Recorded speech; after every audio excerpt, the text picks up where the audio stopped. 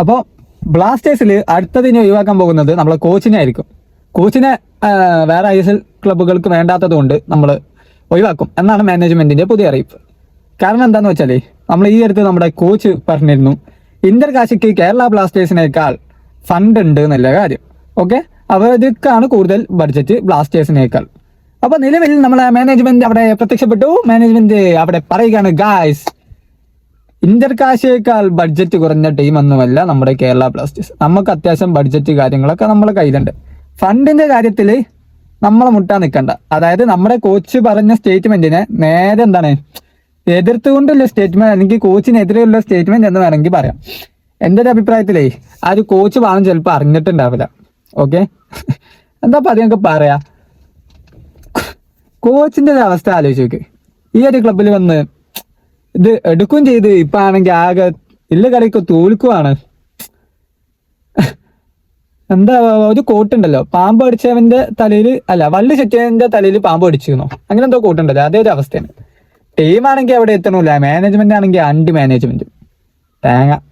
ഏതായാലും ഞാൻ പറയാട്ടോ, നമ്മളെ മാനേജ്മെന്റ് കോമഡി സംഭവമാണ്. കാരണം എന്താ വെച്ചാലേ ഇതുവരെ തോറ്റതിന് കാരണമൊക്കെ പറഞ്ഞാൽ ISL ഇതുവരെ അനിശ്ചിതത്വം ISL തുടങ്ങാത്തത് കൊണ്ടാണ്. അപ്പൊ എന്റെ ചോദ്യം സിമ്പിളാണ്, ബാക്കിയുള്ള ടീമുകൾക്കൊന്നും ഇത് ബാധകല്ലേ? കേരള ബ്ലാസ്റ്റേഴ്സ് മാത്രമാണോ ഈ ഒരു ഇതിൽ കളിക്കുന്നത്? ബാക്കിയുള്ള ടീമുകളൊക്കെ അത്രയും സ്കോഡ് ബാലൻസ് ചെയ്തിട്ട് കൊണ്ടുപോകുന്നുണ്ടല്ലോ, ബ്ലാസ്റ്റേഴ്സിന് മാത്രമാണോ? ഇതിൽ ഏറ്റവും ഇമ്പോർട്ടന്റ് കാര്യം എന്ന് പറയുന്നത് എന്താ പറയുക, മുംബൈ സിറ്റി ഗ്രൂപ്പ് ഉണ്ട്. നമ്മളിപ്പോൾ മാഞ്ചസ്റ്റർ സിറ്റിനൊക്കെ കൺട്രോൾ ചെയ്യുന്ന സിറ്റി ഗ്രൂപ്പ്, അവർക്കും വേറെ ഏകദേശം മാഞ്ചസ്റ്റർ സിറ്റി, മെൽബൺ സിറ്റി, അങ്ങനെ ഒരു കുറച്ച് ടീമുകൾ അവരുടെ കയ്യിലാണുള്ളത്. അപ്പൊ അവർക്കടക്കം സിറ്റി ഗ്രൂപ്പ് ഇപ്രാവശ്യം മാഞ്ചസ്റ്ററിനെ ഒഴിവാക്കി. മാഞ്ചസ്റ്ററിനല്ല, സോറി, മുംബൈ സിറ്റി ഒഴിവാക്കി.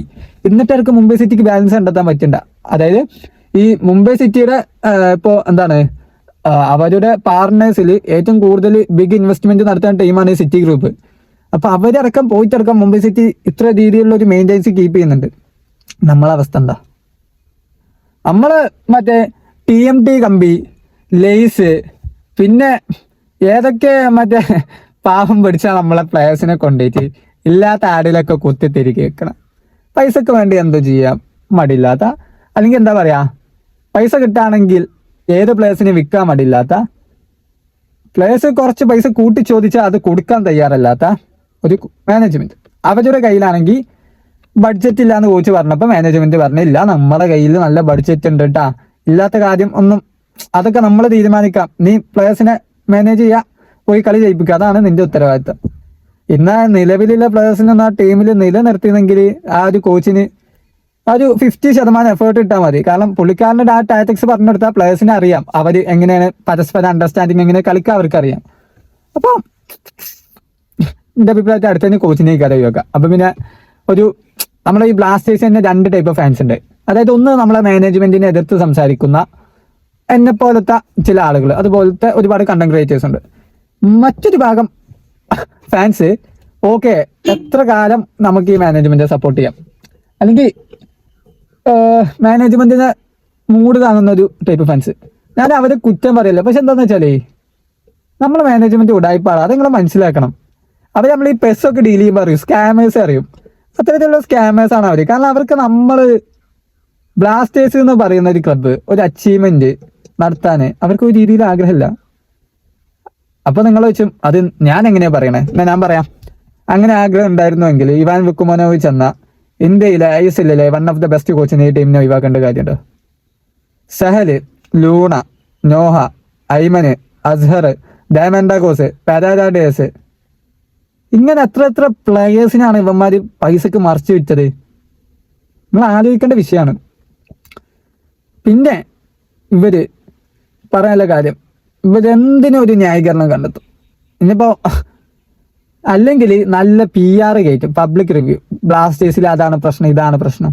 അപ്പൊ ബാക്കിയുള്ള ക്ലബ്ബുകൾക്കൊന്നും ഇതല്ലേ? നമ്മളെ പൊട്ടന്മാരൊക്കെ വേണ്ടി നിങ്ങൾ അതൊന്നും മനസ്സിലാക്കണം. അതാണ് വെച്ച് പറയാനുള്ളത്. നിങ്ങൾ ക്ലബിനെ നമുക്ക് എല്ലാവർക്കും ഇഷ്ടമാണ്, നമ്മളൊരാളും പ്ലേയേഴ്സിനെ കുറ്റം പറയണമല്ലോ. കാരണം പ്ലേയേഴ്സിന് ഇതൊന്നും ചെയ്യാനില്ല. അവരെ സംബന്ധിച്ചിടത്തോളം പുതിയ ടീമുകളാണ്, പുതിയ സംഭവങ്ങളാണ്, കാര്യങ്ങളാണ് എന്നുള്ളതാണ്. സമയമെടുക്കും. പക്ഷെ മാനേജ്മെന്റിൽ ഇത് മൊത്തത്തിൽ എടുക്കണേ. നമ്മളിപ്പോൾ ഒരു കോളേജ് എങ്ങനത്തെ കോളേജ് ആകണം എന്ന് തീരുമാനിക്കണം അവിടുത്തെ മാനേജ്മെന്റാണ്. അവരെടുക്കണ നിയമത്തെ അനുസരിച്ച് ചെയ്യണം ആ കോളേജിന്റെ ഗ്രോത്ത് കാര്യങ്ങളുണ്ടാവുക. അതേ കാര്യമാണ് ഈ നമ്മൾ ഈ ഒരു ക്ലബിന്റെ മാനേജ്മെന്റ് എടുത്ത് നോക്കുകയാണെങ്കിലും. പിന്നെ എല്ലാ കൊല്ലം ഉണ്ടാവും കുറച്ച് വിദേശ സൈനിങ്സ്. ഈ വിദേശ സൈനിങ്സ് സത്യം പറഞ്ഞാൽ നമ്മൾ ആളുകളെ ഫാൻസിന്റെ കണ്ണിപ്പൊടി ഇടാൻ വേണ്ടി എടുക്കുന്ന സാധനമാണ്. കാരണം അവർ കളിച്ചാലില്ലെങ്കിലും ഇപ്പോൾ നമ്മൾ പുറത്തുനിന്ന് ഇപ്പോൾ ഒരു പുതിയ പ്ലെയർ ഒരു എസ്പെഷ്യലി ഇന്ത്യൻ ഫുട്ബോളിൽ ഒരു ഫോറിൻ സൈനിങ് ഒക്കെ വരുന്ന വലിയ കാര്യമായിട്ട് എടുക്കുന്ന സംഭവമാണ്.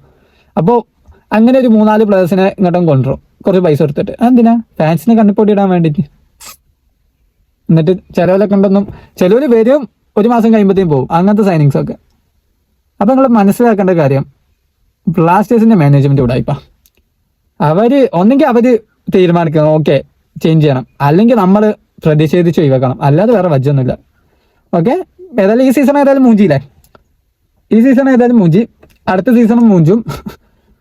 പക്ഷേ ഞാൻ സത്യം പറഞ്ഞാൽ ഇടയ്ക്കിടയ്ക്ക് ഞാൻ ആലോചിക്കും, പണ്ടൊക്കെ എൻ്റെ ഒരു ഫ്രണ്ട് ഉണ്ട്, അവന് ഒരുത്തൻ ബാംഗ്ലൂരാണ് ടീം, വേറെ ഒരുത്തൻ മുംബൈ ഉണ്ട് ടീം.